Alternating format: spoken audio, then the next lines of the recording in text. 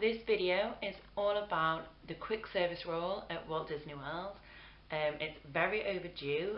I did this 2 summers ago now on my first ever cultural exchange program, which is very similar to the college program. I worked with a lot of people who did that. Just if you're from Britain, it's a little bit shorter than the American one. Now, you may get your piece of paper or the email with your role on it, and it says quick service, and you're like, what even is quick service? Especially if you've not been to Walt Disney World before, you might not even know like what a quick service restaurant is. It is basically like your classic McDonald's and KFC, where you go up to the counter, you ask for your food, they give it to you, you sit down, you eat it. It's not no server involved who comes to your table, takes your order. You don't need to tip or anything like that. It is just you get your food, and you give the guests the food, they go, they sit down. So that is basically what it means. There's loads of different variations for this role. You could be outdoor vending, so serving ice creams, churros, popcorn, or you could be inside a restaurant, like a quick service restaurant. So like in Magic Kingdom, there's Peco Bills, loads of different ones in Epcot, all the parks. Have quick service restaurants that you could be located to, or you could be in a resort. There's also different quick services in all of the resorts. Some resorts also had full service, but every resort did have a quick service, and that's what I was. I was located to Pop Century Resort, which is one of the value ones, and at first, of course, you're going to be a little downhearted. You're not in a park. All your friends are located in parks, and you're like, why am I not in a park? Like, why? But it actually, in the end, turned out very well for me. I absolutely loved my summer working there. It was one of the best summers. It weren't the best, because the following year I had a much better role, which will be in another video. But my first summer was amazing. Some different of the quick service roles, you could be asked to actually make some of the food, but most of the time you won't. Like for me, most of the work was done by the culinary. I just put the stuff together, gave it to the culinary, they cooked it, and then I served it to the guest. So the only food I tend to cook was waffles and hot dogs. That was pretty much the majority of what I cooked. The most was just putting everything on a plate. So my role was front of house. I was always talking to guests in all of the different roles that I had, like all the different positions that I could be in. Actually no, that was a lie. One was backstage. Like one out of so many I could be assigned to. So yeah, it's a very, very guest orientated role. And fortunately, with resorts, I actually not had any clammy guests or any guests complaining about anything, because they were either like finished from their day from the park, all they wanted to do was eat and get to bed, or they were so excited for the day ahead of them in the morning, like for breakfast, that they just ate and left. Like no complaints or anything, which was very good, because you weren't downhearted by any annoyed guests. So that's one of the pros for working in a resort. So everyone gets training. With quick service, it does start in a classroom. You have your safety classes, learning all about how to handle food temperatures, the chemicals that you need to clean things. Very, very long and informative day. You just sat there, you're in your Disney look at Disney University, and you were basically just spoken at about all the different stuff that you could do in any quick service role. So it's not specific to your location. So everyone from people who was working in Magic Kingdom, Animal Kingdom, every quick service location had this class together. And then you get taken to costuming, where everyone in the quick service role all went after the class to get their shoes. And the perks of like any food service, so quick service and full, you get free shoes, because they have to be certain shoes to go with the safety, so they need to be non-slip shoes, because there could be spillages, anything, and if food gets dropped on them, I don't really know the details of the shoes, but they're free, so that's good for me. So I didn't need to bother having to go to the outlets or anything to pick up some black shoes. And then you then went and got your costume in, whereas my costuming was like a little costuming site in the middle of some of the resorts, so it's in the middle of like art of animation and Pop Century. So that's where I went to get my costume. You got on a bus, you found your size. You can take 5 costumes home with you, return them, take more. So like sometimes I'll take the 5, 3 days in, I'd return 3, take 3 back, and just work it out like that. Whatever was easiest for you to transfer home and stuff, because there is opening times are different to your working time, so you also have to factor that into when you go and pick up your costume, especially for most of the quick services. If you're not in a park, then not that close to your location, so I had to hop off the bus and then walk, or could have waited, but while I wait for a bus that took me 2 minutes. So you just walk, but you have to factor that into your day. And then you got the full tour in your Disney look of your location. So we had a full tour of Pop Century, and then a class on each of the buildings. You have to know everything about the buildings, and the areas that there are, the different pools, the bridge, because you could be asked any question. So even to know where the bridge is to take you over to Art of Animation. Everything you needed to know, the opening times of the outdoor bar, which I wasn't trained in, but you had to know the opening times. I was never asked any of the information I learned on this day. Like, no one comes up to the person who's serving them breakfast, serving the waffles, and says, what time's the pool open? Like, you'd ask the front desk. And so I never got asked any of these questions. The only question I was ever asked was, where's the toilet? So that is all you really needed to know, with questions that weren't about the restaurant. But so we had a class all about that as well. And then you started training in full costume. So my training lasted forever, because there's loads of different positions that you could be put on. So the first day I was on waffles. So I needed to know how to make the waffles, the different combinations of the waffle meals, and all of them were served with like sausages, bacon, biscuits, which I don't call biscuits, they're like scones. A biscuit is something you dip in your tea. Like, never tried one. Like, it's not something I would have with my breakfast. But anyway, you could have that. Like biscuits and gravy. That does it to me as a Brit. Does not sound appetizing at all. But anyway, you served them. And then there was also for breakfast there was pancakes, where culinary made the pancakes, but then served the same as the waffles. You had French toast, and then there was the other stand, which was the omelette stand. So the guests would tell me what they wanted on their omelette. I would put all the ingredients on a plate, then I would give it to the culinary, who would then cook it with the eggs. And then they would give it to me, I'd serve it to them. And then they go off and pay. You could be trained on register, where they would come with their food, come to you, and they would either pay for it or be on the dining plan, so that they would scan their magic band in order to pay. However, because there was so much for us to learn, we weren't there for that long, that they decided not to train us on the register, which was kind of sad for me, because I wanted to try and pick up shifts at other locations, which I did manage to do, but it was difficult because I had to be register trained, but to go on most of them, and I wasn't. I picked up a shift at ABC Commissary in Hollywood Studios, and I then also picked up a shift in Epcot in the American Pavilion. I think what's it called?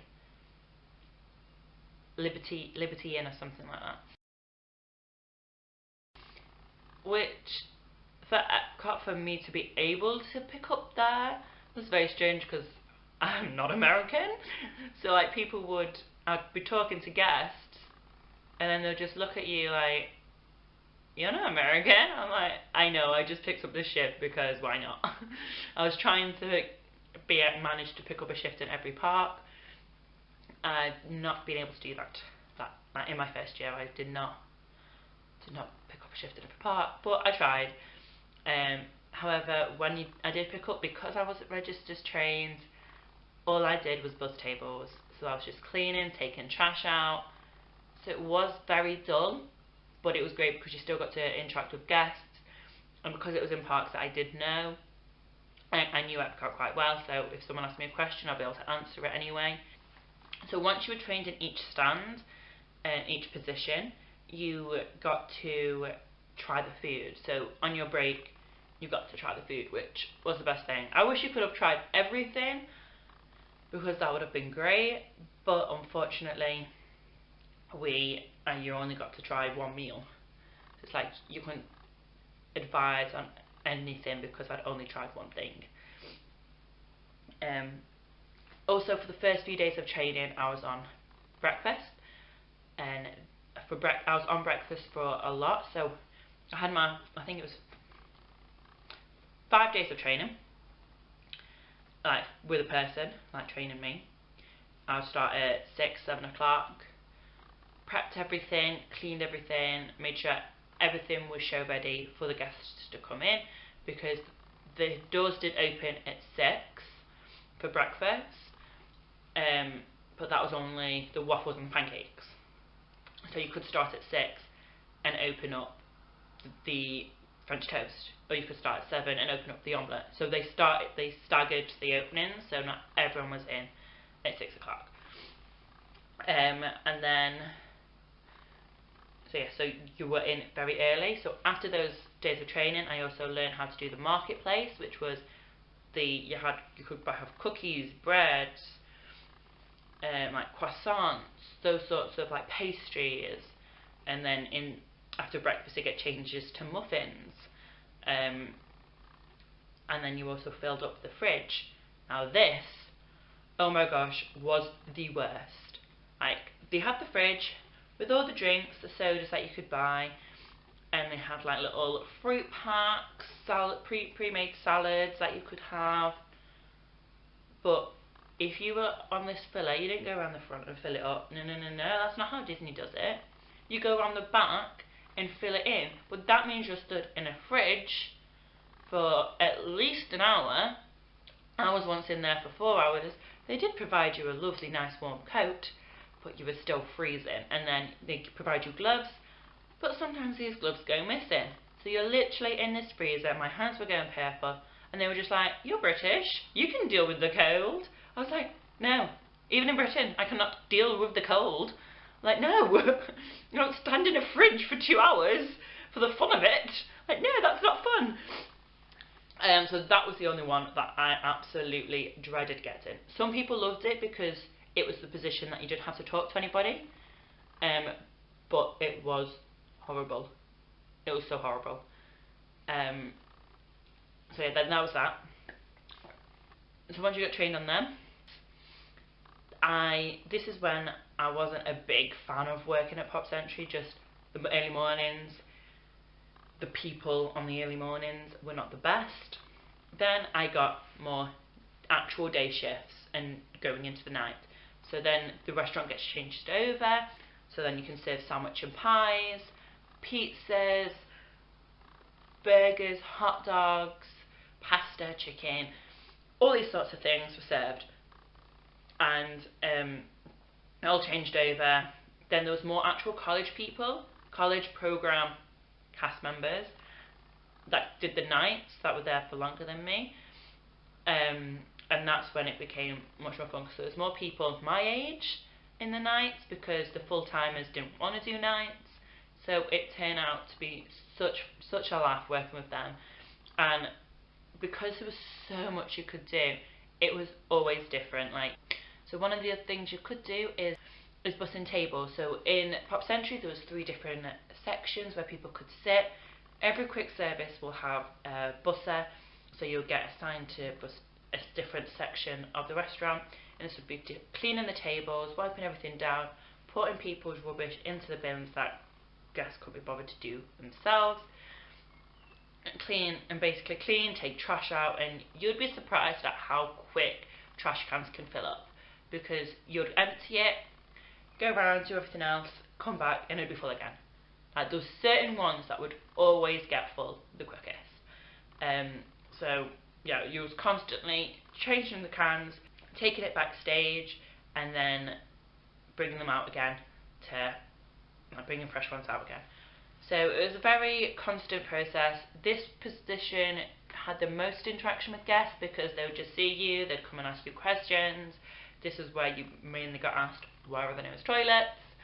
And yeah, so that sort of position wasn't too bad. There was one area which was the quietest, so you were literally just cleaning nothing. Like, there was nothing to clean, but you still had to clean anyway. And then there was others that needed more than one person, and this is where you got chatting. Got chatting with one of the girls that I got really friendly with, and yeah. And another position which I wasn't a big fan of was the condiments. There was 3 different islands, all with soda, sauces, napkins, forks, like all the cutlery that you needed to make sure were topped up all the time. And this was when I realised that there are many stupid people in the world, and lazy people, who rather than just using their eyes to find what they need, they're just like, oh, there's someone, I'll just go ask them. So walk further away from the object that they wanted to ask me, and I'm like, it was right there. It's right there. And so it'd be like, excuse me ma'am, where's napkins? Literally, right there. Right under your nose. Just look. But you couldn't get mad at anyone. You couldn't scream at anyone. You just had to say politely, oh, they're just right there. So, very frustrating sometimes because you just get asked it over and over again, and literally after the 10th time you literally just want to scream at them like, they're right there! But yeah, anyway. Now, the pros and cons of working in quick service. Now, this is just personal to me, and each location will be different, and this was just what my experience was. So obviously, my cons was working in the fridge for hours on end, but other places had specific stockers, so you could literally just be a stocker all day, going to where you get your stock and bringing it to the location. So that's mainly in the parks and stuff, so that's similar to that. At first, there's so much you need to know because there's so many different positions you could get. It is very overwhelming. You need to be alert at all time and take in all the information. And also, because of so much training, like I was on breakfast for so long before I actually got trained on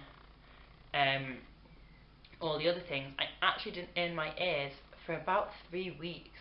So everyone else had already taken off their tag, whereas mine was still on, and it was so frustrating because I knew what I was doing, but I just hadn't learned the other sections because I hadn't been put on them yet.